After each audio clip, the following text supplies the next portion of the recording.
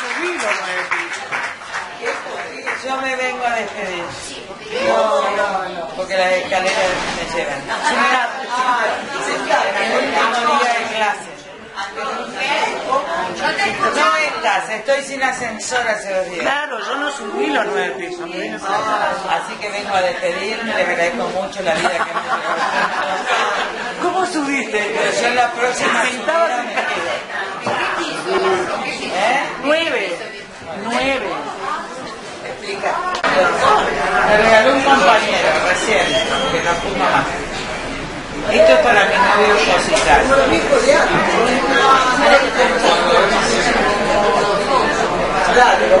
Ay, Lilita.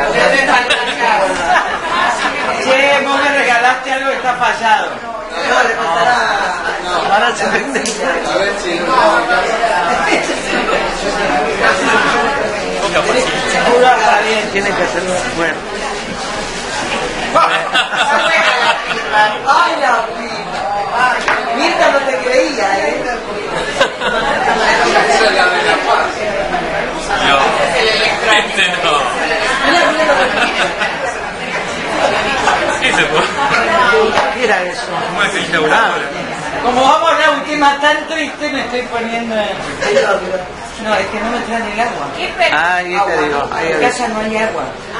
No hay nada, no tenés nada. Pero me bañé esta mañana. Se bañó. Anoche estaba linda, estaba re sucia, no me había bañado.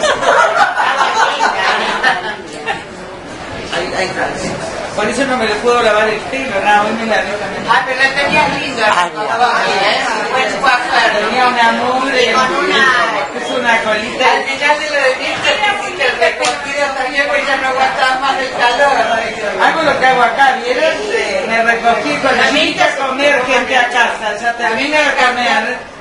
Y hay mucha gente y yo ya me empiezo a sacar los zapatos. O sea, me voy y me tiro en el Yo dije, sillón. en cualquier Dice que yo momento. ya estaba buscando el sillón y me quería sacar los zapatos. Pero yo estaba con 1 hora y media. En público, en privado, pero después me tengo que empezar a desvestir. No sé si se me da por sacarme vestida. Llegó la... A mí me cansa mucho lo de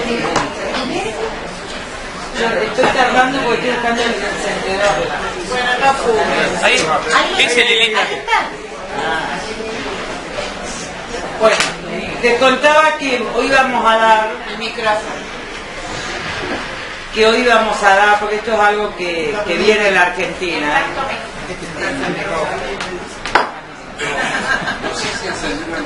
¿Y por qué no tengo uno de esos móviles? Ahí hay que comprar uno de esos. Sí, tal cual.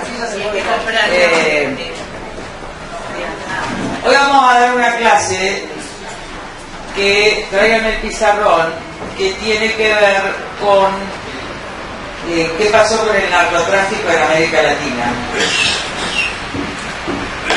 Cómo corrompió sus clases políticas, cómo penetró en los estados y cómo cambió la naturaleza política de los sistemas políticos, de las vidas de las personas,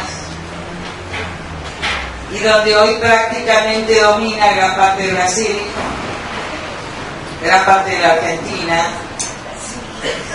Bueno, Bolivia es país productor, Perú es país productor, domina Venezuela,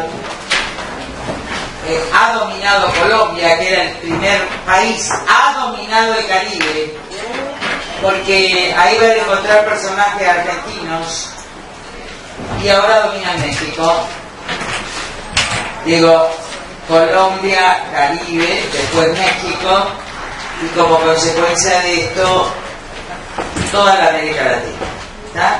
Vamos a ver una estructuración más o menos de cómo se fueron dando los carteles desde que yo empecé a estudiar la cuestión, aproximadamente cómo se empieza a nadar a partir de los años 80 y 90 en Colombia,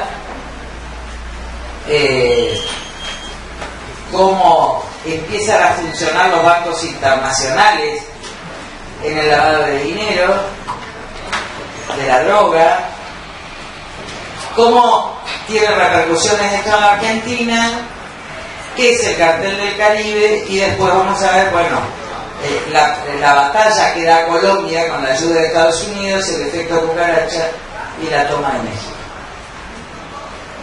Porque eso hay que resaltar, México no es un país productor, pero es el mayor país de tránsito y de consumo de la droga. Primera etapa, tránsito; segunda etapa, producción y consumo. Y van a ver entonces cómo se van tomando, cooptando las clases políticas,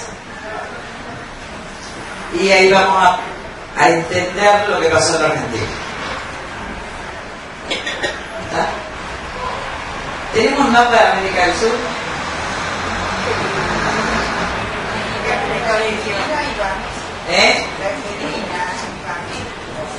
Sí, por eso, pero después vamos a ver, en los 90, vamos a empezar a hablar de cocaína, vamos a empezar a hablar de marihuana, que es la más vieja de todas, la menos nociva, sí nociva en términos que genera adicción, pero que no era un mercado de relevancia. Y después vamos a hablar de las drogas sintéticas.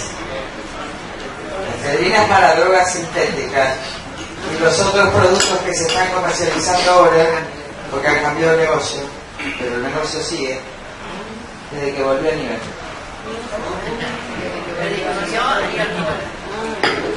Con la última, sí, la emergencia de las drogas sintéticas es la década del 90. Entonces vos tenés el principal consumidor del mundo, estamos hablando de Occidente, pero consumidor de drogas en Oriente, por eso yo solo puedo tomar esto, es tan viejo como el mundo, ¿no? Los países de toda la andinos necesitan la planta de la coca. Vamos a hacer una cosa de América del Sur, de América del Sur, que es una gorda embarazada en realidad. América del Sur. Sí. Acá está. Y bueno, no, esto es todo de América, qué sé yo. Después viene la gordita acá y después terminamos nosotros acá con la pancita de Buenos Aires, que me la perdí. Bueno, ahí está. El río Colorado y más o menos quedó. Pancita Uruguay le vamos a poner. Muy bien. En toda esta zona, Bolivia y Perú, son zonas productoras. Y Colombia ha sido la principal zona productora de cocaína. Paraguay acá es el primer productor mundial de marihuana. O sea que acá en Bolivia ustedes tienen, bueno, hoy el presidente boliviano es cocalero. ¿Está? Es cocalero.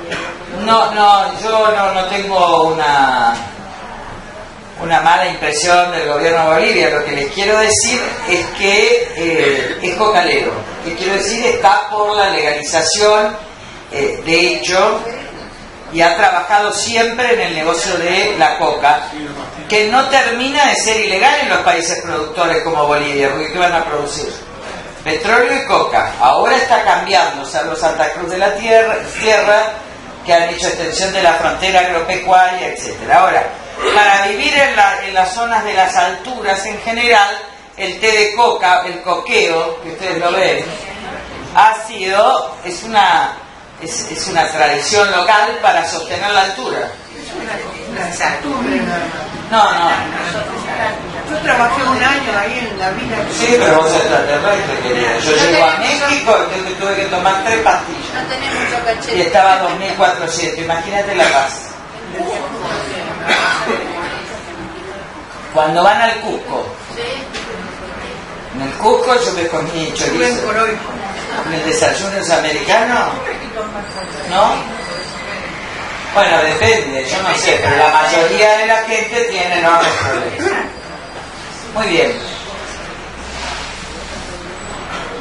El que empieza a ser el gran consumidor de cocaína, que viene de la coca, que no es el coqueo, que no es el té de coca, sino que es una droga potente que agiliza, que clarifica, que ilumina, que te da energía es Estados Unidos. Entonces vos tenés todo el norte, que es América, Estados Unidos con la mayor consumidor.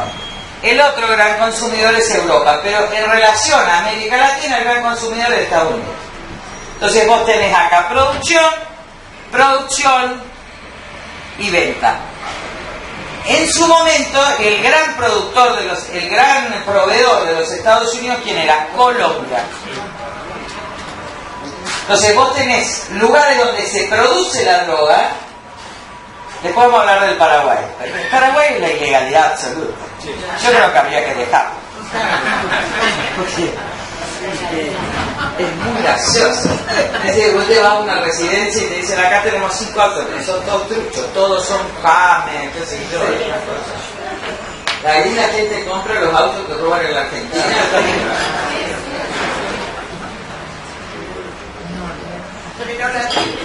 Bueno, entonces el gran productor primero para los Estados Unidos es Colombia. En la década del 80 y los 90, Colombia era la principal preocupación de los Estados Unidos. No tanto por el consumo, sino por el flujo, porque el problema de la droga es también el problema del consumo, pero el problema de la droga es que instala en la circulación, después vamos a ver, de dinero ilegal, que en realidad sale de los países, de consumo, para volver a los países de producción. De modo tal, para que ustedes entiendan después el papel de la DEA, del Departamento de Lucha contra la Droga. El problema es que vos producís, vendés a bajo precio, el que se queda con bastantes, el transportista, anoten, principal figura del narcotráfico es el transportista. Si vos seguís el transportista, encontrás al narco.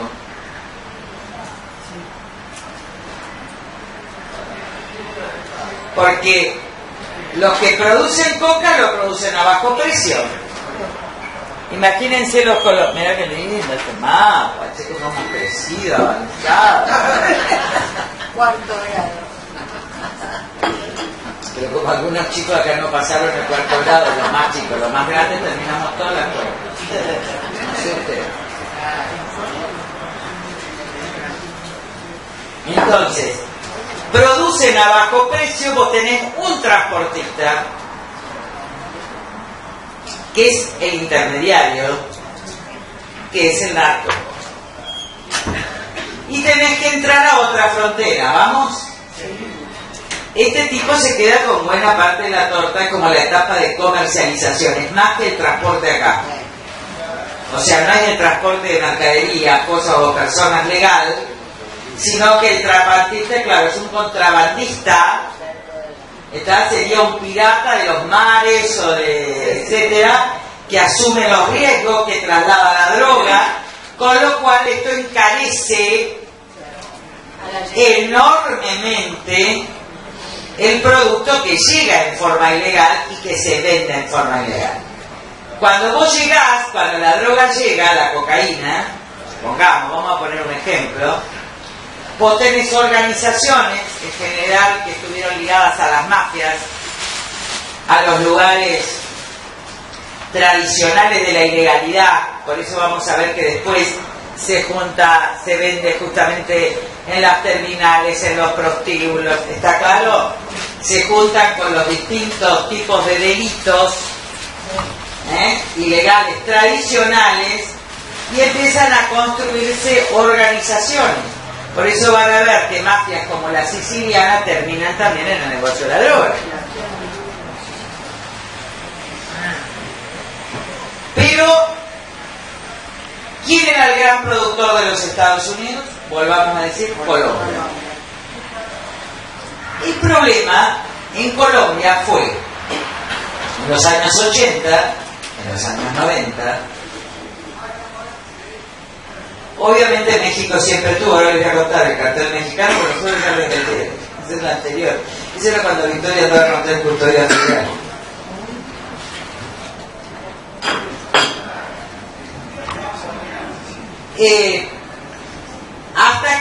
Hasta con el ejército ellos tienen el problema de la guerrilla, recuerdan FARC. A su vez, la FARC genera los procesos paramilitares, es decir, son tipos que enfrentan a la guerrilla, matando a los guerrilleros, y son paramilitares, como si fuera una AAA, violando todos los procesos y amparada por sectores del Estado, por sectores militares que todavía no intervenían hasta que directamente interviene el ejército con la entrada del presidente, ¿cómo se llama? Uribe. Que en realidad era una dicta blanda, ¿entendieron? Uribe no era un tipo democrático, pero era un tipo que con enormes... fue un socio de los Estados Unidos en el combate del narcotráfico. Cuando el poder de consumo tan grande de los Estados Unidos, la sociedad consumista de los Estados Unidos, le plantea no un problema de salud, que nunca se preocupó por la salud del Estado americano, sino que le plantea un problema de dinero, porque dinero, dólares estadounidenses salen ilegalmente de los Estados Unidos. Para garantizar toda esta cadena, la DEA cumple el rol de controlar que el dinero vuelva a los Estados Unidos. Es decir, que no haya un excedente que ponga en crisis justamente una transferencia de moneda enorme de los Estados Unidos. Ese es el rol de la DEA. Esas son las operaciones controladas. Y toman algunos carteles, es cierto, pero la DEA tiene esta doble función. Por un lado, detenta lugares de narcotráfico, etcétera, avisa a los países, pero guarda que es lo que le importa es el flujo. Y en un momento, en la era Clinton, la gran preocupación era cómo lavar el dinero.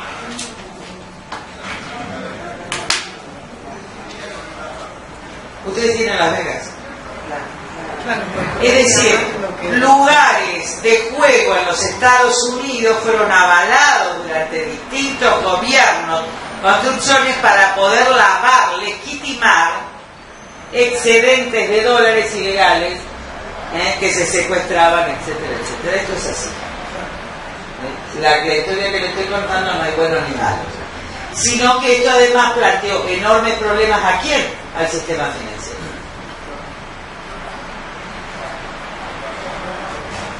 Al sistema financiero americano, que además empezó a tener accionistas árabes, que empezó a tener accionistas como el BCCI, que lo tuvo a Guy Faraón, importantísimo en la Argentina por lo que yo voy a explicar, y entonces empiezan los procesos de realmente de corrupción de los bancos. Esos transportistas estaban en la zona del Caribe. Ese intercambio se daba en la zona del Caribe. Y del Caribe iban los barcos a los Estados Unidos, pero también a Europa. Es decir, que la droga a Europa entraba por el Caribe. Acuérdense, Colombia. Panamá, Caribe. Ahí vos vas a tener un tipo importantísimo que es el general Noriega. El general Noriega va a ser un tipo central en el tránsito, comercialización y transporte de la droga. Gran inversor en la privatización en Argentina. A través de la cuenta Dragón de Merrill Lynch Uruguay. Miren las cosas que les voy a contar.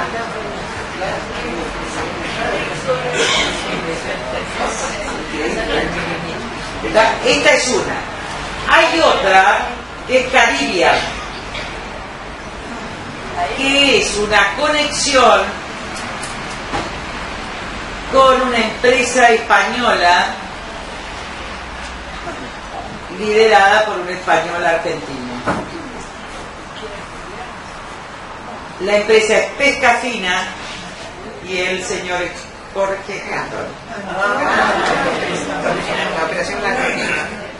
Jorge Antonio, cuando ustedes van a ver en la Argentina, ¿entienden lo que es? Pues en el Caribe vas a, todos son amigos, socios, ¿no? Pero vas a tener un transporte que es Caribbean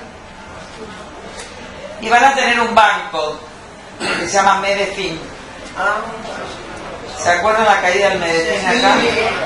Ese. ¿Y qué tiene que ver con Jorge Antonio?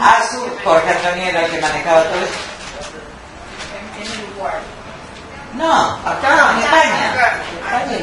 A ver, los dueños del transporte en el Caribe era Jorge Antonio, era una de las empresas, después le vamos a traer el informe de la Comisión de Lavado, era una de las empresas de transporte que llevaba ¿a dónde? A España. ¿A través de qué? De barcos que llevaban langostas, etcétera. Siempre el barco fue un medio tradicional de transporte y ahí entraba por los puertos españoles, básicamente es el puerto de Vigo, entraba y allí ¿quién reinaba? Jorge Antonio, el gran amigo de Perón en España. Se quedó A su vez, droga que venía pero residual de Bolivia salía por las grandes pesqueras españolas de la Patagonia, desde Mar del Plata y al sur del paralelo 28. Esa fue la última de comisión. Este era el famoso negocio de Jorge Antonio y de Diego Ibáñez, dueños de la Patagonia durante mucho tiempo. Jefe del sindicato del petróleo. Esto sería un mapa de cómo se operaba en los años 80.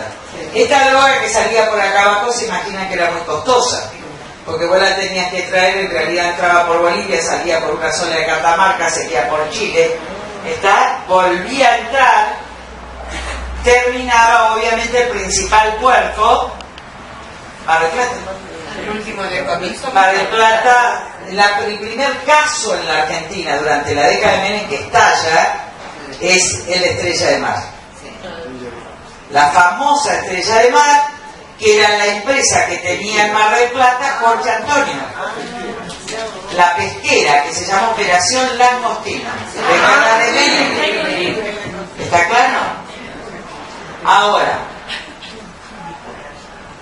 en la misma década de los 80, estamos hablando, todavía estaba, Colombia era el principal problema. Vos te ibas, yo entro de diputada en los 90, pero el primer viaje que hago es a Washington y voy a un seminario de la Universidad de Georgetown en marzo del 96. No existía otra cosa que no fuera Colombia. O sea que vos en Estados Unidos hablabas y el límite de América del Sur era Colombia. Y el tema era el narco. No existía esto que decían que la Argentina, era un papelón también, ¿no? Que creía que eran las operaciones carnales con los Estados Unidos. No. Desde el punto de vista de la América del Sur, los únicos intereses estratégicos por este tema, vuelvo a decir, era Colombia. En los últimos años se traslada a Venezuela, después está el problema de Brasil que se convierte en un gigante, pero el tema era Colombia. Supongamos, de representaciones latinoamericanas, de 100, 80 eran colombianos, para que tengan una idea. Un brasilero, 4 argentinos, Brasil prácticamente no. Pero nosotros ya vamos a encontrar ahí un vínculo muy grande con la Argentina.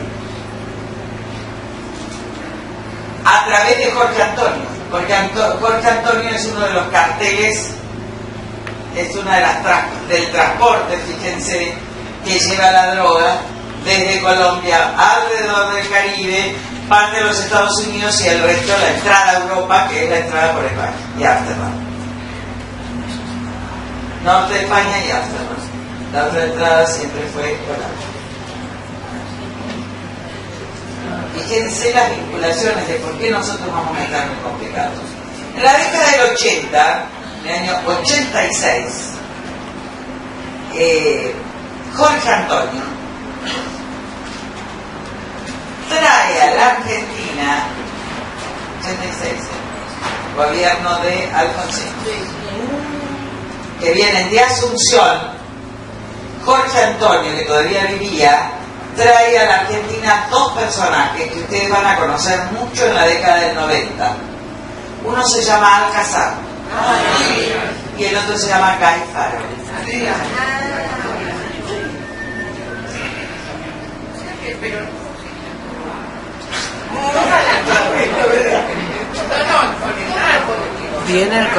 Vienen en la época radical. Otra de las formas de esos negocios que se financiaban en el Mediterráneo tenían un centro muy especial, que era Libia. Eso sí, nosotros hicimos Que era un lugar seguro. ¿Quién estaba en Libia? Gaddafi. ¿Está claro entonces? No, después vamos a ver porque el problema es que Gaddafi es Pedúe.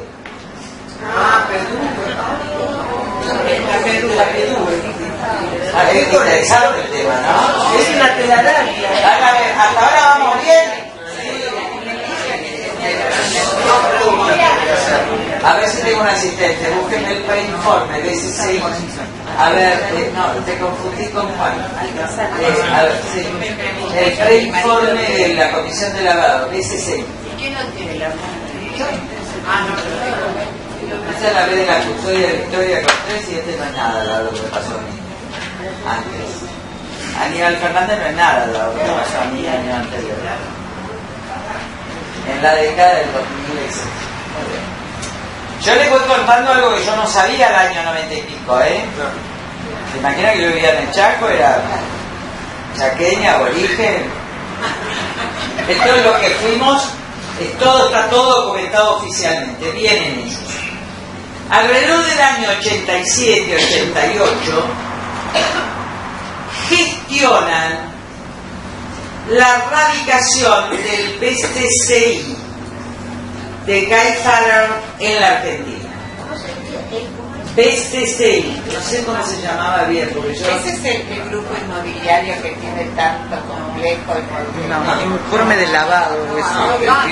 Era un banco que se llamó PCCI. Pero de Faraón, hay grupos inmobiliarios. Y ahora porque todas las personas El hijo que vive en Punta Este. un montón de barrios. El hijo de Guy Fawkes vive en... No vive en Punta del Este, vive en Carmelo. Era amigo de todos los amigos. ¿Entendieron? Muy bien. Vuelvo a repetir entonces. El lugar era Colombia, de un modo marginal era Bolivia, eso era lo que salía por Mar del Plata y al sur del Mar del Plata. El eje ahí era Jorge Antonio, eran las pesqueras. Las pesqueras españolas estaban todas directa o indirectamente ligadas a Jorge Antonio. Y quien controlaba el sindicato en un momento en que hay yacimientos petrolíferos fiscales era lo más de la Argentina, Jorge Ibáñez, íntimo, no, ¿cómo se llama? Diego Ibáñez, íntimo amigo y compadre de Jorge Antonio. Jorge Antonio el padrino de la Chucha. Peronista de toda la vida, por sostén de Perón durante muchos años. Cuando lo matan, ya estaba el tipo ese de la pesquera de... Ahora te explico. Sí. ¿Qué pasa? A ver, ¿qué querés? El preinforme. Es el informe final. El informe Busca el preinforme final. ¿Tiene la Sí, la primera minoría. ¿Quién lo firma? Carrió, Gutiérrez. Bueno, sigo explicando. Después les voy trayendo todo, pero van. Informe minoritario. Figura toda digamos como presidente, etcétera. Pero tenés que ver quién firma. Yo siempre voy a jugar como presidente. Somos mayoritarios, pero no hay mayoría de la comisión. Hay un dictamen, hay otro dictamen de Cristina Kirchner, hay otro dictamen de Margarita Stolbizer y hay otro dictamen de Daniel Scioli que es muy gracioso. Entonces, no lo tenemos para la clase que viene, lo ponemos en la red de los alumnos. Al preinforme. después ponerle. Muy bien, ¿hasta ahora vamos bien? Muy bien. Entonces, se instala, se hacen las autorizaciones en el Banco Central. En el Banco Central de la República Argentina, Guy Faraón paga, según sentencia de los Estados Unidos, $500.000 para el Partido Radical. Está escrito en el preinforme de la Comisión de Lavado. Por eso van a entender que Stolbizer y Pernasetti terminan no firmando el dictamen. No, este informe final. ¿Está claro? Según una de las sentencias, porque este banco, BCCI, finalmente es investigado por lavado de dinero, narcotráfico, Noriega, etcétera, en los Estados Unidos. Yo lo que quiero, ustedes olvídense de eso. Ustedes lo que tienen que ver es cómo el negocio del lavado del narco entra en la Argentina. Los acuerdos de pesca que Marco sí con los empaques. No. Viene Gaitán. El lobista en la Argentina, el que hace los trámites con Guy Faraón y su segundo, todo está en la causa, no. Es el presidente del Banco Central de Menem, actual asesor económico del radicalismo. González Fraga.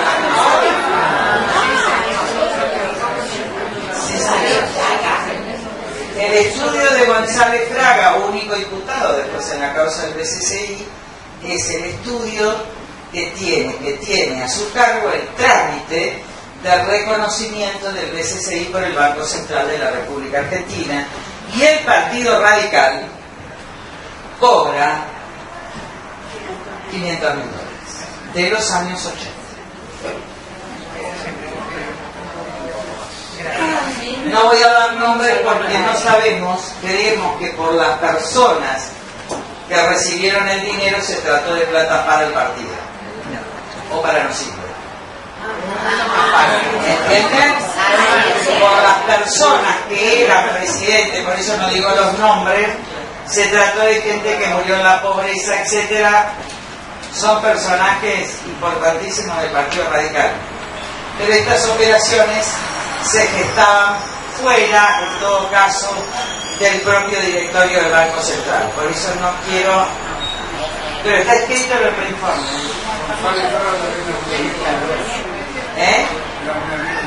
Muy bien, se instala el BCCI con dos inversiones importantes, porque ahí viene el cambio de Alfonsín a Menem. El que empieza a articular la relación entonces con este banco y con Guy Faraón y con el hijo de Guy Faraón, que vive en Punta del Este, está en los lugares, etcétera, como ustedes se darán cuenta, íntimo amigo de Héctor Antonio, hijo de Jorge Antonio, porque le dijo yegua, porque ahora me dijo un animal y todo el mundo.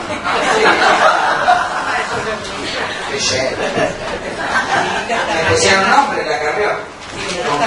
Esta mañana conmigo se toda la razón en la conferencia de prensa que hizo. Hasta te pidió disculpas. Conmigo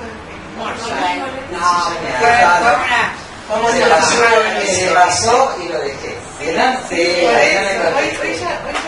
Ahí el pensó que yo le iba a contestar y creyó que tiene exceso de él. Hay goles que los chicos tienen que hacer porque hay gol en contra. Claro. El gol en contra hay que respetar. me ganó. Eso es todo doble sentido. Muy bien. Entonces, la trama, si ustedes ven, pertenece a otros lugares y el negocio marginal pertenece a la Argentina. Ahora, como en el negocio central está Jorge Antonio, y Jorge Antonio es íntimo amigo de Guy Faraón, y Jorge Antonio sí tiene intereses en Pesca Fina, en Estrella de Mar y en la otra, ¿cuál es la que yo investigué? Con la pesa, porque Álvarez Castellano es un tipo de Jorge Antonio, el viejo Álvarez Castellano, Entonces prácticamente todo el sur, Mar del Plata y el sur, Puerto Madryn, hasta Puerto Deseado, esto es controlado. Ahí van a tener una figura que con eso me quedo, porque tengo que volver al narco, ¿está? Pero ahí van a tener una figura central también de la década de los 80. Diego Ibáñez tenía puntos, se llamaban palos blancos, como testaferros. Porque Diego Ibáñez viene a ser un personaje que ahora es senador por el PRI, que era el jefe del sindicato de Pemex. ¿Entienden? De la mayor empresa mexicana cuando el petróleo era estatal en México. Entonces, esto era Diego Ibáñez.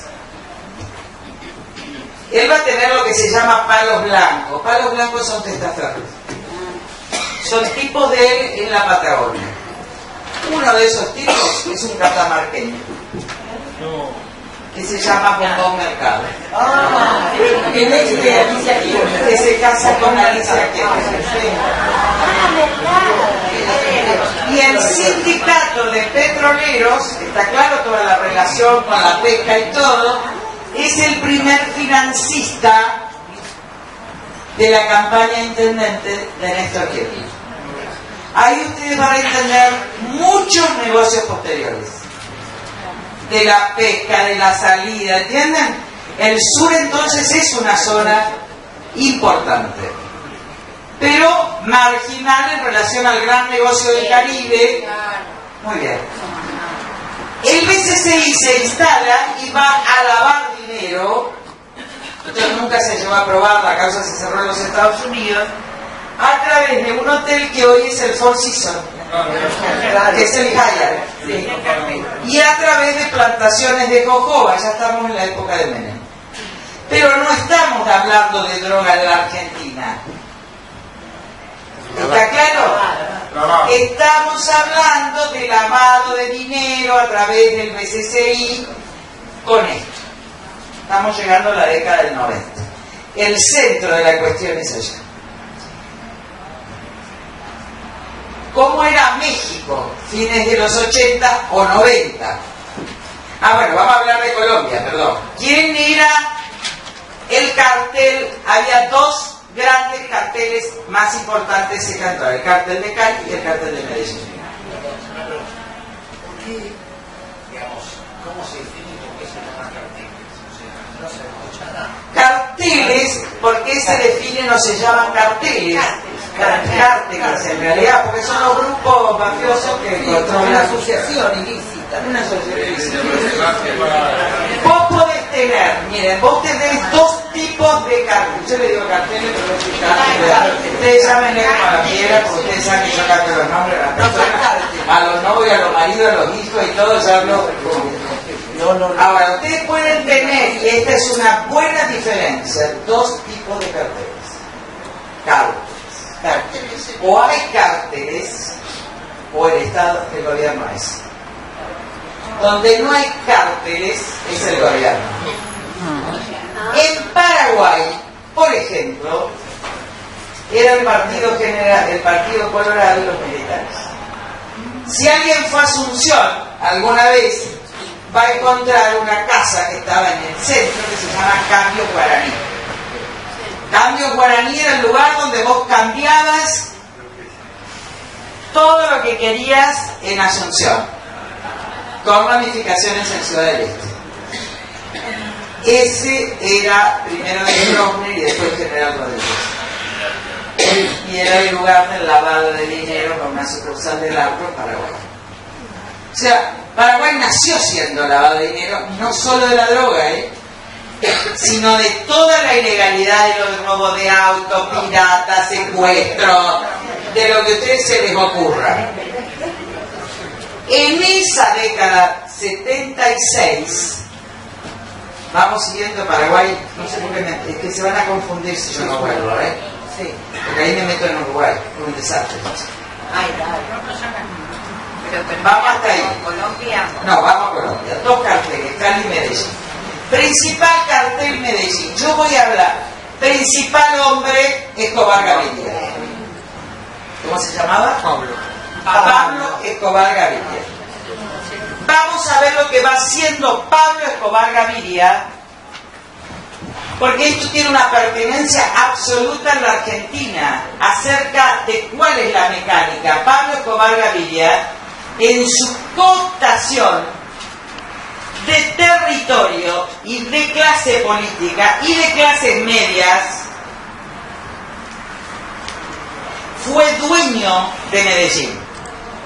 No solo fue dueño de Medellín, sino que fue senador del principal partido de Colombia, que era el Partido Liberal. No solo esto, sino que es el autor del asesinato del único candidato a presidente del Partido Liberal que no acepta la incorporación de Escobar Gaviria al Partido Liberal. Entonces, Escobar Gaviria es un cartel de Medellín que va a tener fuertes relaciones con Menem a través de Ramón Hernández, que hoy vive en Australia. Ramón Hernández. Este que es el único que desapareció y nadie más. ¿Qué pasó? Vive en Australia. Coronavirus. Porque en Australia no hay Banco Central. Claro. Es el único vivo de todos los vivos. Fue Ramón Hernández, encuesteador, secretario privado. Vamos al modelo de negocio del narcotráfico, de cooptación, de territorialización y segundo, de cooptación de la clase política para la toma final del Estado colombiano. Lo primero que hace Escobar Gaviria es tomar las zonas más pobres de Medellín. Ustedes saben que las sociedades sudamericanas son pobres, y él va haciendo un clientelismo político a partir del dinero de la droga. En los márgenes, entonces, en las barriadas pobres de la ciudad de Medellín, el protector, como sería diciendo infran, pero no estaba en la política, es Escobar Gaviria, y ya el Estado colombiano no puede entrar en las villas como no pudo entrar en las favelas el Estado brasilero, ¿está claro? Porque estaba tomada y desde ahí se generaba todo, él empezó a tener poder territorial sobre una parte muy importante de Medellín. En consecuencia, anoten lo que quieran para guardarse, que lo primero que se busca es poder territorial y poblaciones pobres. Este es el primer paso. Pero Escobar no paraba. Había clases medias tradicionales. Colombia es una de las sociedades más cultas de América del Sur. Después fue estigmatizada, ¿se acuerdan? Ver un colombiano es ver un narco. Pero Colombia, a despecho de lo que todo el mundo piensa, ha tenido siempre élites políticas de una formación extraordinaria. Esto es algo que tenemos que tener en cuenta, porque si no se entiende que Colombia es Paraguay. No, pero viste que como estuvo tan estigmatizada, no. La clase, la élite política colombiana de todos los partidos ha tenido una enorme formación, ha tenido un enorme protagonismo. Lo puede decir acá mi embajador preferido, Specher. Pero el segundo paso es muy interesante. Cooptado el territorio marginal, que vendría a ser la villa acá y la favela en Brasil. Yo he dado muchísimos seminarios sobre el problema del derecho dentro de la favela en Brasil, porque Brasil tiene este problema. Después, si quieren, vamos a tomar Brasil. ¿Qué quiere decir? En la villa no entraba el derecho del pavimento, le dicen los paulistas. Hay un escrito de Santos de Sousa que dice la división entre el derecho del pavimento y el derecho de la favela. ¿Por qué? Porque la policía no podía, el Estado brasileño no podía entrar en la favela. Muy bien. El gobierno colombiano ni el Estado colombiano podía entrar en las zonas pobres de Medellín. Porque estaban controladas como hoy está la 1114, o la Zabalía. Estaba totalmente controlada por Escobar Gaviria y por Silva.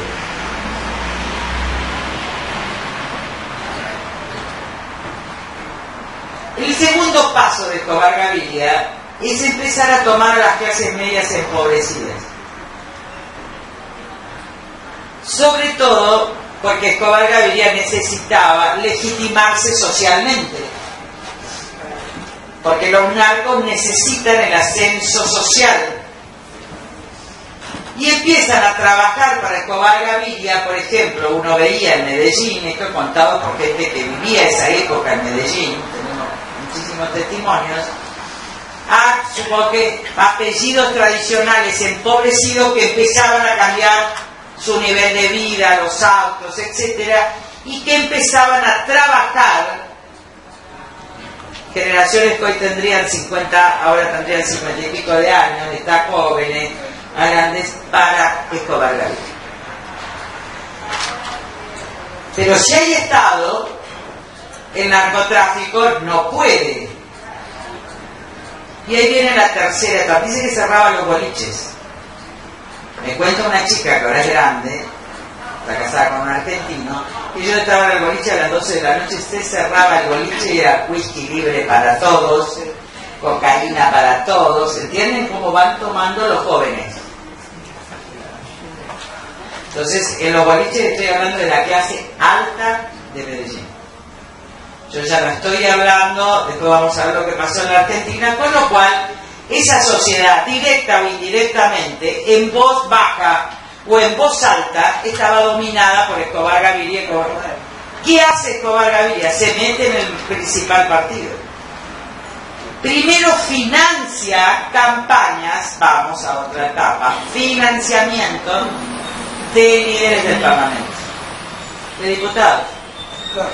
Entonces empiezan a haber diputados por Medellín del Partido Liberal que eran empleados de Escobar Gaviria y que llegaban por el dinero, ya había propaganda de Escobar Gaviria. Llega un momento que él es proclamado, él es electo ya, está en condiciones de legitimación social y política para ser senador de la República de Colombia. Pero se metió en el fútbol también. Oh, se mete en todo, pero fíjense cómo es. Financiamiento primero de la política, segundo, ya la introducción, hoy tenemos políticos narcos en el Parlamento Nacional. O sea que los pasos se van cumpliendo, usted parece la historia de otro lugar. Pero no. Financiamiento de la política, campaña, vamos a ver después en la Argentina, porque el primer financiamiento del narco es la campaña del 99. Por Guy Faro. Pero corroborado, declarado por Alicia Blanco, y a mí me lo dijo el fiscal del caso BCCI en Nueva York. Y Alicia Blanco lo declaró y cerramos acta, estaba en el 80% de la campaña de Menem del año 99, fue financiado por Guy Faro, que en ese momento era Noriega, ¿entienden? Gaddafi. Cuando vos ves las cuentas del BCCI internacional, están todas. Muy bien. La campaña que hizo Menem, siendo alimentario adentro que me cosa. Pero ustedes entiéndanlo ya como penetración, porque yo creo que Menem era un gran inconsciente, que iba a ser financiado, ¿entendieron? Un gran irresponsable, un gran amoral, no era un tipo que conocía el mundo. Su padre había vendido mercaderías, ahora el dinero podía provenir de cualquier lado para él, ¿entienden? Además no se olviden la relación de Menem con Perón, no se olviden la relación de Menem con Isabelita, y no se olviden de Jorge Antonio, que era una figura secular, qué sé yo, paradigmática, porque era el amigo de Perón, el empresario más importante de la época de Perón, y un hombre con una enorme ascendiente, yo le diría con una distancia. Hablar de Jorge Antonio era como, estaba entre el respeto y la mafia, ¿entendieron o no? Era así. Para los chicos que no conocen, Jorge Antonio era eso. Y Diego Ibáñez también, no eran esto, no eran estos sindicalistas de ahora, ni esto. Era una cosa muy ambigua. Pero esto es el 89, chico. ¿Eh? El 89. Vos no te olvides que el BCCI entra en el 88, 89 por el Banco Central, por el radicalismo. Y no te olvides tampoco que el cartero, Chabran entra a poder Cadaza también con la Fuerza Aérea en el gobierno democrático de Alfonsín. Sí, porque la campaña es menos. Ahí hace su este tipo de cosas. Pero volvamos a Colonia. Llega un momento en que el 70% del Parlamento, del Congreso colombiano, está financiado directamente vinculado al narco. Por financiamiento de campaña o por participación directa de diputados narcos. Ahí empiezan los asesinatos de políticos, de procuradores generales. Está claro, fue una época de muerte, porque además estaban las FARC, que eran grupos guerrilleros, que estaban en la selva, al estilo de los 70 nuestros. La selva colombiana es enorme, que empieza a dejar de tener recursos, sobre todo a partir de la caída del muro de Berlín. A la FARC le pasa lo de a Cuba. Vamos. Y en consecuencia, está claro, no dejan de tener financiamiento internacional. Y en consecuencia empiezan a tener financiamiento de la droga. Los paramilitares, que son grupos que se enfrentan por fuera de la legalidad del Estado, pero que están ligados a las Fuerzas Armadas y a las fuerzas políticas, que se van a llamar los paramilitares, tampoco tienen recursos estatales suficientes y comienzan a financiarse por el dinero ilegal de la droga. Esta es la situación de penetración en todos los partidos y fundamentalmente el Partido Liberal, y a un presidente que quiere combatir, que creo que es Samper, ¿no? Sí. Samper, que dura poco, el que tiene juicio político es Samper. Que era el que iba a combatir. ¿Saben lo que hacen? Miren, por eso que nosotros prohibimos el financiamiento. Le ponen una pequeña empresa que aporta $10.000, pero le salta que esa empresa es de la droga. Es decir, el monto era exiguo, pero le provoca la caída, porque era el que iba a luchar. ¿Entendieron cómo opera la droga para incluso destituir a los que van a luchar por la droga? Y ahora entienden el cuidado que yo tengo con el financiamiento de campañas presidenciales, cuando digo a ese precio yo no llego. Vos tenés un sistema de financiamiento, alguien que lucha contra el narco, te pone una empresa de buena fe, y después te abren la... Inmediatamente que el tipo ganó, le abrieron la causa, fue destituido. Claro. Samper cayó por estar financiado por la droga en $5.000, que era el presidente que iba a combatir la droga. Y ahí llega Uribe, en el estallido final, porque Uribe también es del Partido Liberal, o del Partido Conservador. No sé, me parece que es un líbero que sale del Partido Liberal, pero del ala más conservadora, y empieza a ser como una especie de dictadura blanda, porque la verdad es que ahora muy asociado a los paramilitares. Y ahí es donde empieza el Plan Colombia, que es el plan de los Estados Unidos para erradicar, porque en realidad la droga que llegaba a los Estados Unidos llegaba de Colombia, y había sido cortado Colombia territorialmente, políticamente, los grados de impunidad y además asesinatos a mansalva. Procuradores generales de Colombia han muerto muchísimos. Por ejemplo, a los diputados de izquierda que combatían a los paramilitares eran secuestrados. Diputados de la derecha o del centro que combatían a la FARC eran secuestrados. Ahora, las cárceles eran financiadas por los mismos carteles. No, para tratar que siga el sistema funcionando. Guarda justicia. Milagrosana del gobierno, ¿está? Porque el narco, el interés de este negocio enorme, que no termina en la droga, sino que implica también la trata de personas, por las personas donde tienen que distribuirla, ¿está claro? Los piratas del asfalto y todos. El negocio de ellos es la cooptación del territorio y el dominio del poder, con lo cual no juegan a un partido, no son de izquierda ni de derecha y pueden financiar a ambos. Por eso el dinero de financiamiento de las campañas, la televisación y el gran negocio comunicacional, por eso en Argentina un avance fue esto de la publicidad pagada por el Estado. Este fue un avance, pero no todo lo demás. Digo que piensen que cada candidato gasta 100 millones de dólares o 200 millones de dólares, nosotros 2 millones de pesos y todavía estamos endeudados. ¿Se dan cuenta? Nos dio para un cartel y un viaje en avión. 2 millones de pesos. Pero los actos que ustedes asistieron, no hubo más. ¿Está claro? Esto fue Colombia. Con la ayuda de los Estados Unidos interviene el ejército, pero está metido el ejército americano, la CIA, todo. ¿Qué es lo que produce Colombia? El efecto cucaracha. Que los narcos que están en Colombia se van a otros países. El primer efecto cucaracha, lo primero que tiene que hacer Estados Unidos es ver a dónde manda a las familias de los narcotraficantes más importantes.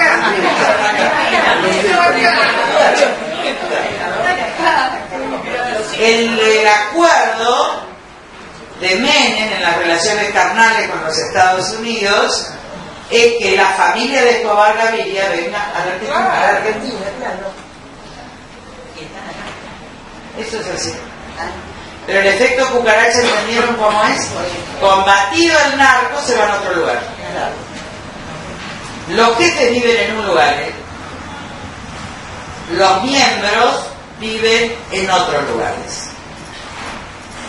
El problema que pasó en la Argentina es que algunos ya venían a vivir nada más, como la Escobar Gaviria, y otros jefes vinieron a vivir, pero vinieron también a estar. Y otros que vinieron de parte de jefes se quisieron apoderar del negocio acá. Son los muertos que ustedes ven, el de la moto, ¿me entienden?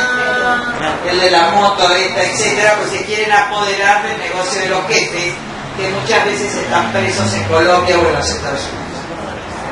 Y los jefes los mandan más. Esta es la droga, el principal camino y el efecto de ese combate por el cual se limpia Medellín, hoy vos estás en Colombia, etcétera. El secuestro de la chica de que yo la conocí mucho. Yo conocí a dos. Bueno, yo conocí a muchas colombianas. Pero de dos fui amiga, porque éramos líderes de América del Sur. Estaba la ex intendente de San Pablo, ¿cómo se llamaba? Había una que era Córdoba. Bueno, estaba la intendente, la gobernadora de Río de Janeiro, estaba Lourdes Flores por el Perú, estaba yo por la Argentina. Bueno, era un grupo de mujeres de líderes interamericanos. Y ahí estaba esta chica. Muy rara, les digo. Muy rara. Tenía un partido verde.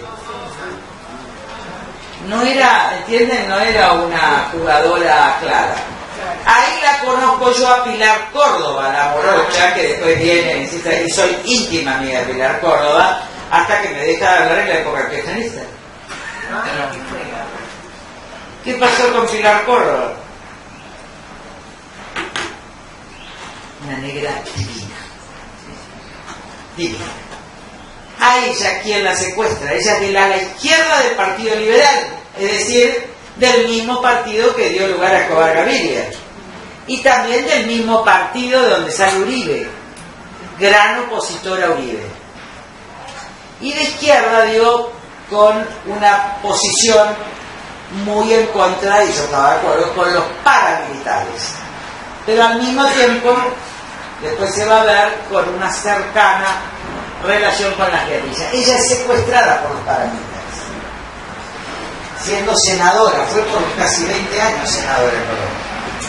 De una coraje, secuestrada por las fuerzas paramilitares, termina en Canadá, después vuelve, es electa senadora en ausencia, es electa senadora secuestrada, pero no fue.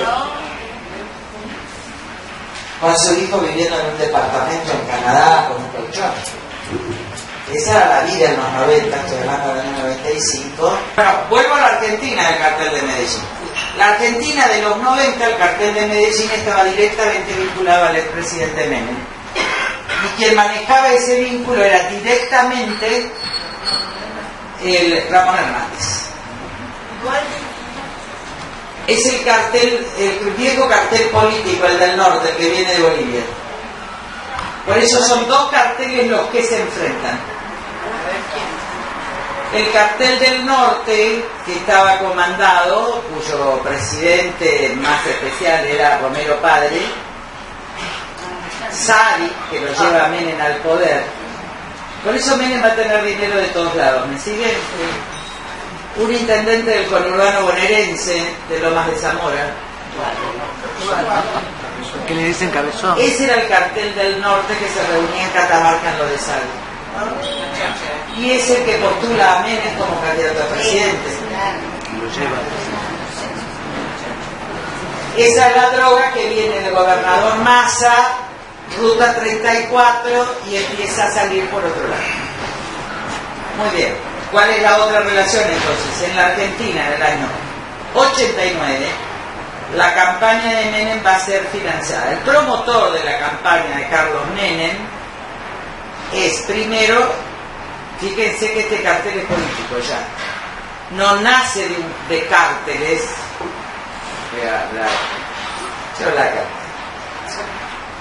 No nace de como Escobar Gaviria, sino que nace directamente de la política y en el norte. ¿Entendieron por qué el problema es el norte en la Argentina?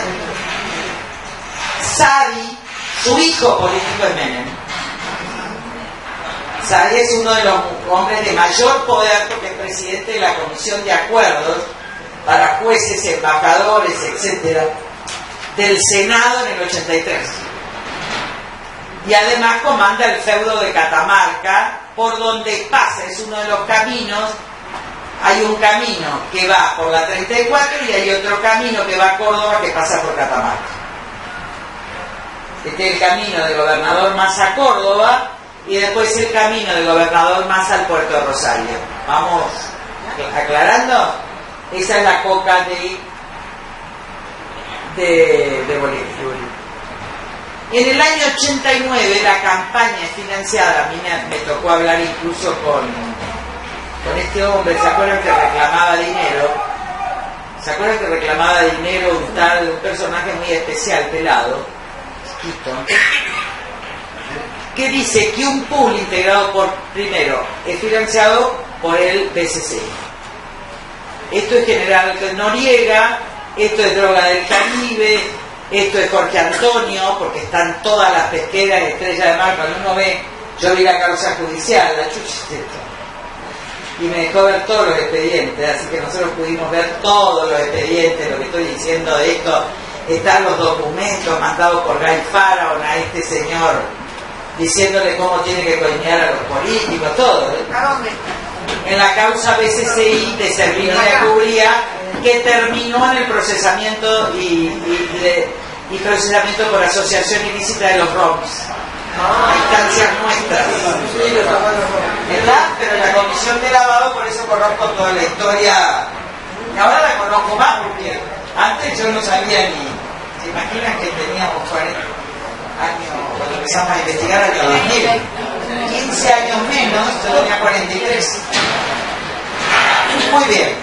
¿Qué pasaba en esa misma época en México? Vamos a México. El principal cartel de México no era Central México, en la droga, porque no era productor. consecuencia estaba bastante, había droga en la frontera, obviamente, pero al no ser productor, no estábamos en el problema de Colombia, pero había un cartel muy importante, que era el cartel del Caribe, comandado por Carrillo, el Señor de los Cielos, que nosotros investigamos en la Comisión de la Orden. El cartel de la Riviera Maya. Ahora van a entender por qué yo he oído tanto que después va a ser el negocio de la efedrina. Es la misma conexión, ¿entendieron? Pasa el cartel de la Riviera Maya y los sucesores. A ver, a Amado Carrillo lo matan, al Señor de los Cielos. Los sucesores de esos, parte de esos negocios, son el Chapo Guzmán y el cartel de Sinaloa. Y los hijos de Amado Carrillo Fuentes. ¿Por qué investigamos nosotros a Amado Carrillo Fuentes? En la comisión de lavado. Porque en los carteles, en los cuadernos de Amado Carrillo Fuentes, cuando lo matan, aparece un señor Ducler, dueño del banco, de uno de los investigadores, asesor directo de Palito Ortega, pidiéndole a Amado Carrillo que había que mandar $50.000 para la campaña dual de Palito Ortega.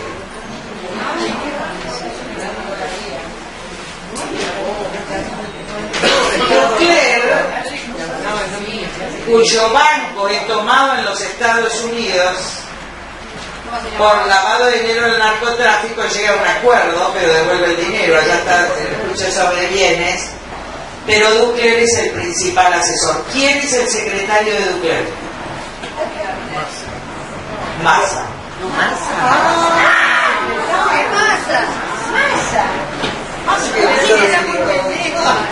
¿Quién es el otro de Ducler? Sergio, pero ¿qué tiene que ver? Milton Jorge Capitanich. Coqui. Pero era muy bueno. En ese momento trabajaba en el Ministerio de Acción Social o de Desarrollo Social, que estaba a cargo de quién? De Palito Ortega. ¿Cómo se llamaba el banco? El banco de Ducler. Estaba abierto, era la extracusada. Mercado Abierto. Mercado Abierto. ¿Cómo se encuentra la Argentina? Porque a Amado Carrillo Fuentes le gustaba jugar al billar. No sé si Amado Carrillo a los hijos, Amado Carrillo a los demás. Y empiezan a hacer el seguimiento de la ruta del dinero donde lavan. Y se encuentra que lavan en Punta del Este. Claro, que hay inmobiliarias que lavan en Punta del Este dinero de aquel cartel. Y también hay una inmobiliaria que se relaciona acá en la Argentina que compra campos en Mar del Plata. Entre ellos el campo de Juan Manuel Gualdero. Y ahora está todo. Ahí lo podés buscar, pero está todo. Está todo y esto está. A su vez, van siguiendo como todo va confluyendo de alguna manera en la Argentina para que de convertirse en un país marginal de tránsito se convierta en un país lavador y posteriormente en un país de consumo y donde las prácticas están siendo la de Escobar Gaviria, pero donde el nacimiento es el Estado, el gobierno, Cartel del Norte. Es decir, el nacimiento no es un tipo que empieza a hacer esto con los productores, sino es la política que es la que traslada el gobernador Massa. Ahí van entendiendo la política argentina. Entonces, Menem es por Gaddafi, Gaddafi es Pedure. En la Argentina es Casel y otros. ¿Está? Es financiado por el BCCI, por Guy Farago. y es financiado por el Cartel del Norte, cartel político, es el candidato del Cartel del Norte. Él no es narco, él es el candidato, él no es parte de las reuniones de Por Catamarca. algo le mataron al hijo. Está claro, muy bien. Pero le toca otro negocio más, fíjense que tiene todos, pero establece la relación, va a Colombia y se encuentra con el lavador. Nosotros tenemos la foto y todo, sentados así en tipo palacio, con el principal lavador, que son los Cuevas, de Margarita. Y esa relación la entabla directamente Menem a través de Ramón Hernández, boxeador. Porque ustedes tienen que ver lo primitivo de esto. Ahora van a entender la muerte de Carlitos. ¿Cuándo? Entonces hay una distribución de la droga en la Argentina. Por un lado, el Cartel del Norte, por esto no se veía nada, porque además no había producción, que controla toda la Ruta 34 y que es la entrada de la droga en la provincia de Buenos Aires. ¿Vamos? Y la salida sigue siendo controlada por las pesqueras españolas allá. Ese tema se respeta. Diego Ibáñez, está Jorge Antonio, se respeta en el sur, pero la droga entra desde el norte vía el que iba en representación de Dualde a esas reuniones se llamaba Bujía, que lo matan, su famoso secretario, y el que es un tipo de la CIDE, pero que a su vez es el que lleva toda la droga, se llama Caserta, que es el único condenado. ¿Está claro? Son las dos personas de mayor confianza de Eduardo Dualde, que me van a contar ahora. Te das cuenta que vos sabés de todo, nosotros no sabemos nada, pero eso ya se quemaron y no pasa nada. Ahora, no, lo que yo quiero que ustedes vean, a ver, No, pero hay que entender. lo importante acá es ver la trama. Claro, sí, Como en un caso empezó siendo una trama delictiva que terminó en la política, como acá la droga fue ya política. Y del norte, con su brazo obviamente en el conurbano bonaerense. Ahí entra. Ahí hay dos. Claro, porque Dualde, porque Fernández es punto de quién? De Dualde. Y hay otro punto de Dualde con el cual después van a disputar. ¿Qué punto? 3 de febrero. No, en realidad las bandas, lo de Dualde y Bujía, porque son pequeños también, como yo digo. Hay dos tipos de la confianza de Aníbal, que va a crecer, que va a ser ministro de Trabajo en la época de cuando gobierna Dualde. ¿De qué? Sí. Ah, no, pero no nacional, estoy hablando antes del 2001. Cuando en la gobernación. Sí. En la gobernación, que es Quilmes, él es Quilmes, él es la droga. Y el otro personaje muy importante es Culto de 3 de febrero. Y el mío de Merlo. Y otra sí, pero en menor medida los tipos de la droga son estos. Bueno, después cada intendente, esperen que después vamos a seguir. México, cuando desarman a Carrillo Fuentes, vamos a ver los distintos gobiernos. Gobierno de Salinas de Gortari, de Cedillo, en la época en que crece esto. Cuando cae esto sigue Sinaloa, el cartel de Sinaloa. Después aparecen los Zetas, que son tipos que se van del ejército. Después aparece Fox, por primera vez Renovación Democrática, y Fox no se quiere meter y deja que la droga avance. Después municipaliza las policías, Igual que acá. la misma política llevada a cabo por el secretario de Seguridad de Scioli, que es a su vez el que maneja la droga en Ezeiza, Granados. La salida por Ezeiza. Vamos, al municipalizar las policías, lo que queda es la cooptación de los intendentes y los policías locales por parte del narco. Eso es territorialización.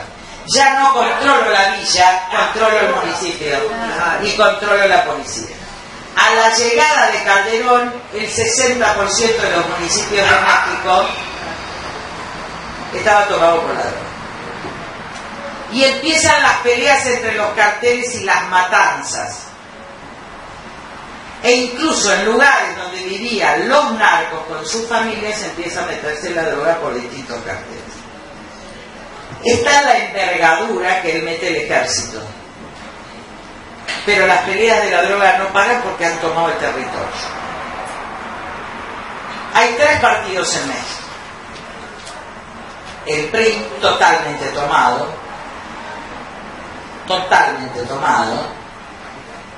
desde hace años, el viejo PRI, del peronismo acá. ¿Está? Es muy...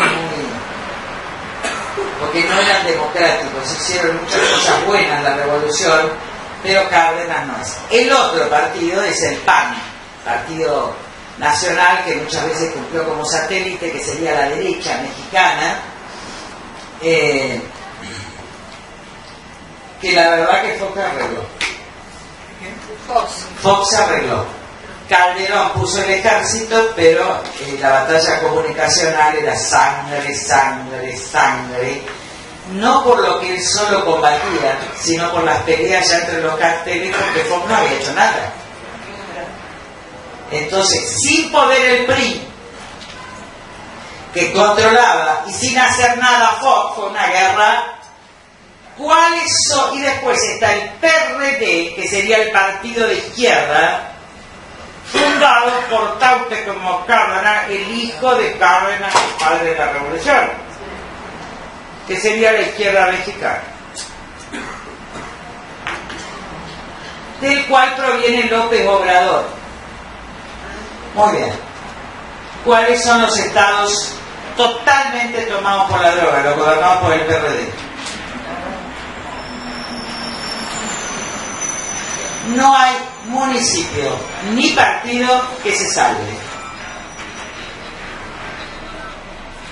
Hoy México no tiene salida. Última elección. ¿Qué convence? ¿Qué dice? ¿Cómo se hace eso? Ya me escucharon en la televisión.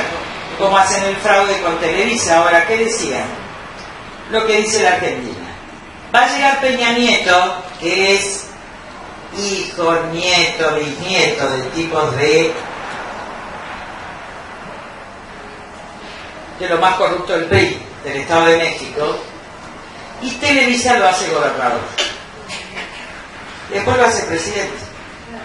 A tal punto que en los estudios se la presentan, guarda la Argentina, a la mujer. Porque él se tiene que ayornar, popularizar. Ustedes se olvidan que el PRI estaba, se tiene que ayornar con una modelo, con una actriz. Cualquier comparación con la realidad argentina es pura casualidad. ¿Cómo hacen la campaña? Que Peña Nieto gana por 15 puntos. ¿Cuál es la otra campaña mostrando la sangre?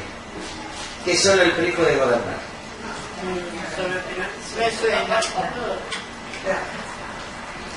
¿Qué te dicen ahora que estuve yo recorriendo los taxistas? Y le digo, ¿y ustedes qué pasó? La diferencia con López Obrador, que vuelvo a insistir.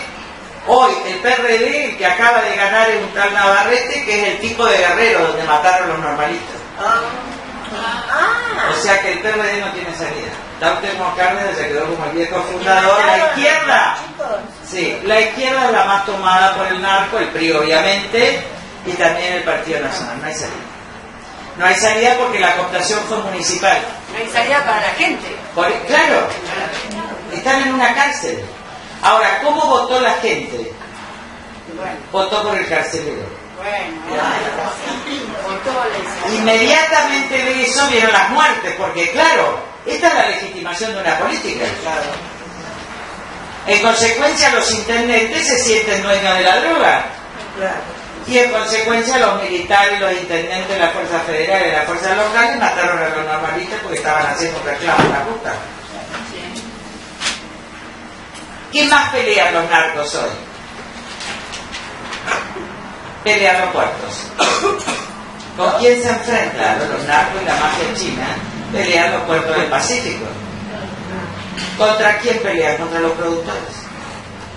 Con razón, Contra los exportadores de los productos de México a la China. con razón. El control de los puertos es el control del comercio con todo el Asia. Evo Morales que quiere la salida al mar. Es parte. Pero tiene razón en la salida. Pero es parte. Son las dos cosas al mismo tiempo. La salida al mar de Bolivia, país productor de la coca, no es solo para sacar petróleo. ¿Está claro? Pero es un derecho histórico de Bolivia. O sea que son como dos cosas, pero de un país productor necesita salir al mar. Por eso Bolivia siempre tuvo que salir por Argentina. La otra salida, bueno, y después voy a hablar de la Argentina, ¿entendieron? Esta es la situación actual de México, donde los hijos y los políticos y los narcos son los mismos. Ahora, una pregunta, Lili. Se visten de la misma manera, tienen todos grandes custodias, tienen Hammer en cantidad de 18 Hammer cada chico, y viven con los últimos relojes. Y sus residencias están en Houston, porque ustedes saben que en realidad la tragedia y la gloria de México es estar cerca de los Estados Unidos. Y entrar y penetrar y tomar la... ¿Qué hizo Peña Nieto? Pacto de la educación, que en realidad la que pone presa es una ex socia de él, es un problema interno del PRI. Segundo, ¿quién promueve la educación de calidad? Con Jan González, que es el mismo que es dueño de Canal 9, que es el mayor corrupto del PRI, que es el mayor empresario y la segunda fortuna en México. Tercero, ¿cuál es el tercer pacto? El pacto de seguridad energética, por el cual entregan Pemex. Con lo cual hacen así. Las deudas de Pemex van a quedar en Pemex, que es la mayor deuda que tiene Pemex con empleados, con esto, con lo otro, con daños, con juicio. Fue la caja de la corrupción, Pemex. No como IPF, ¿eh?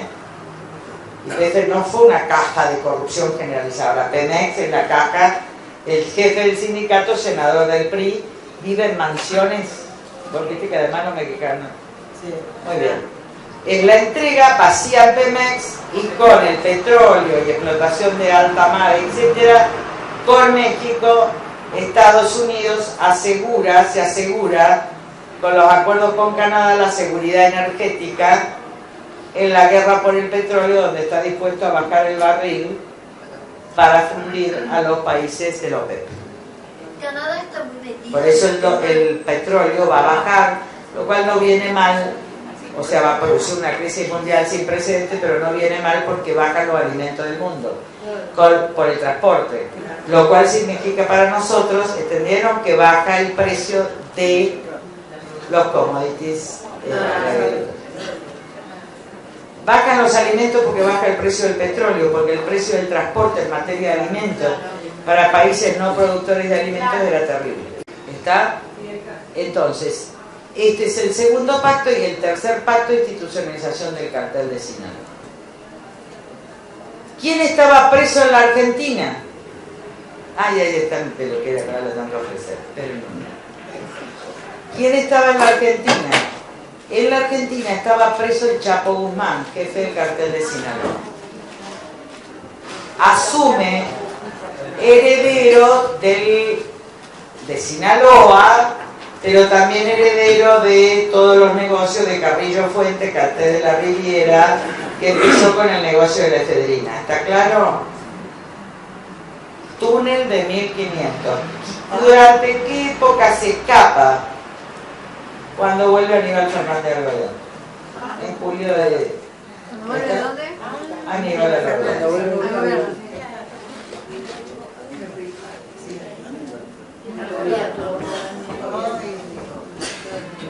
¿Qué es el negocio de la efedrina? La venta al cartel de Sinaloa de la efedrina. Cuando México le cierra el gran negocio de todos estos era importar la efedrina de la India y de la China, creo. cuando se les cierra y prohíben esto, vienen por Argentina. Este es el negocio de Aníbal. Para la producción de drogas sintéticas. Ahora está prohibido sin autorización la efedrina, pero hay otras drogas que ahora salieron del decreto. Él sacó que no se puede traer veneno, muy gracioso. Nuevo negocio, que es la última droga, la metamorfina. ¿Cómo es? La metanfetamina. Que sale por alimentos. En eso está. ¿Sale qué? Le quería preguntar, ¿cómo logra Estados Unidos la distribución, la territorialización de la droga que llega ahí sin tener estos estándares de criminalidad de los 44 y los 5.000 y los 30.000? Porque Estados Unidos logra o sea, el Estado... Porque regula. Por eso. Bueno, el papel de Estados Unidos es así. Vende, al interior de su limpia cuando se crean antros, como por ejemplo, ¿qué hace? ¿Qué hizo Nueva York con barrios enteros dominados por esto? Territorializó. ¿Qué es lo que hizo? Reterritorializó. En el lugar donde estaba tomado hizo emprendimientos inmobiliarios. Cerca del Soho hay un lugar que era el lugar de la heroína y daba... No podías entrar. ¿Qué hizo? Hizo emprendimientos inmobiliarios, construyó con proyectos y hoy es uno de los barrios top de los chicos. pero mantiene la cocaína en el tablero. Porque no pueden matar así. Entonces, Ellos controlan, vuelvo a insistir, controlan el dinero. ¿Entendieron cuando les digo que la DEA controla el dinero, no la adicción? Porque el problema para los Estados Unidos cada vez... ¿Por qué? Porque Estados Unidos no tenía el problema de la salud. Porque Estados Unidos es un país que se desprende de la salud de sus habitantes. Que la gran tragedia de un país que es grande en muchas cosas es terrible en materia de salud. Entonces tampoco le costó. Y además la cocaína de alta pureza es consumida por todo Wall Street. Por eso tenés chicos de 50 años en chocarchas. Porque generan un rendimiento excepcional y después... Habla acá porque yo no... A ver, vamos a hacer la pregunta para seguir la clase que viene.